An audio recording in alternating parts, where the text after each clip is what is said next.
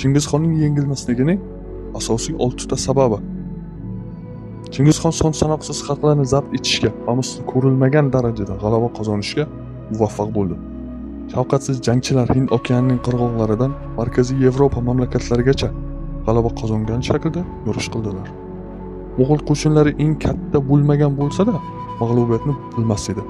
Har doim eng buyuk qo'mondonlarning qo'shinlarini mag'lubiyatga uchratardi. Tarixchilar koinot shagirining g'alabasini ta'minlaydigan asosiy shartlarni aniqladilar. Birinchi, omon qolish.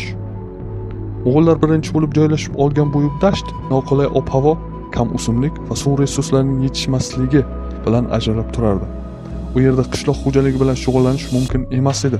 Shuning uchun aholi doimiy ravishda yangi yaylov topish uchun joydan joyga ko'chib yurar yoki boshqa dasht aholisi bilan yaxshi yillar uchun kurashgan.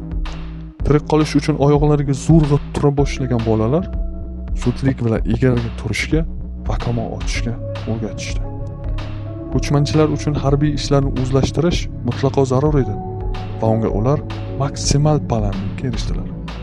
Mo'g'ullar otlarni boshqarish shu qadar mohirona ochishganki, Yevropadan kelgan eng yaxshi chovandozlar va kamonchilar hech qachon ularga tenglasha olmas edi. Ikkinchi, otlar. Mo'g'ul otlarining chidamliligi ularning egalarining qotib qolgan xususiyatlariga mos keldi va Mo'g'ul armiyasini dunyodagi eng harakatchan qildi. Boyvachcha hayvonlar tinimsiz uzoq masofalarga sayohat qilishlari va shu bilan birga ozgina yaylovdan mamnun bo'lishlari bilan deyarli ichmasdan ham yurishlari mumkin edi.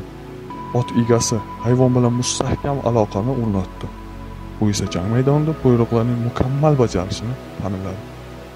Uchinchi, islohot. Yevropa davlatlarida feodal yer egalligi davri allaqachon kelgan edi va Mo'g'ullar jamiyati faqat qabila tuzumi bosqichida edi. Chingizxon tarqoq qabilalarni bo'ysundirishga va qoloq ijtimoiy tizimni yangi bosqichga o'tkazishga muvaffaq bo'ldi. Bu armiyani shakllantirishining umumiy prinsipini o'zgartirib, qo'mondonlik huquqini faqat eng qobiliyatli askarlarga topshirdi va razvedka ishlarini olib bordi. Urushib yurgan ko'chmanchilarning qo'shinlari qat'iy intizomga ega bo'lgan to'laqonli davlatga aylandilar. U yerda yuqori rahbarlar bo'ysunuvchilarining harakatlari uchun javobgardirlar. To'rtinchi, o'rganib qolish qobiliyati. Rivojlanish nuqtai nazaridan Mo'g'ullar ko'p jihatdan qo'shinlari kam edi, lekin shu bilan birga ular boshqalarning tajribasini faol ravishda o'zlashtirdilar. Boshqa mamlakatlarni bosib olish natijasida ko'chmanchilar yangi ilmiy, iqtisodiy va harbiy yutuqlar bilan tanishdilar. Xitoy va Xorazm olimlarining ilg'or texnologiyalaridan foydalanish muhim ahamiyatga ega edi. Urush va otashin qurollar, ish yuritish asoslari, yozuv va arxitektura. Beshinchi, kamonchilar. Xronikalar ko'chmanchilarning hujumlari, o'qlari o'q otishi bilan birga bo'lganligini ko'rsatadi. Mo'g'ul kamonlari boshqa davlatdagi o'xshash qurollarga qaraganda ancha rivojlangan edi. Kattaligi va yengilligi bilan ular 75 kilo tortish kuchiga ega edilar va har qanday zirhga kirishardi. Chingizxon jangchilari 21 metr masofadan nishonga o'q uzish mahoratini oshirganlar.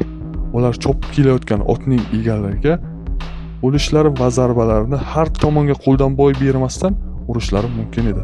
Video sizga yoqqan bo'lsa, like bosing va kanalga obuna bo'lishni unutmang.